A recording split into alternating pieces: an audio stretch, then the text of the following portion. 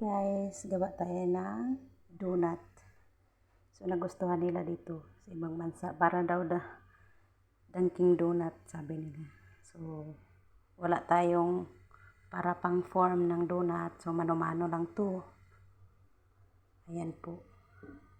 Ang ingredient po dito is 1 egg, 1 whole egg, 3 tablespoon sugar, 2 teaspoon instant yeast, ayan po, 1/2 salt, 1/4 cup oil, ano pa, so 1 cup milk, 3 cup flour. So i-mix mo lang yan siya, imano-mano mo na lang. Ako walang gamit dito, so imano-mano ko lang to. Tapos pagmasa nyo, lagyan nyo ng oil. Tapos i-rest ninyo ng 1 hour.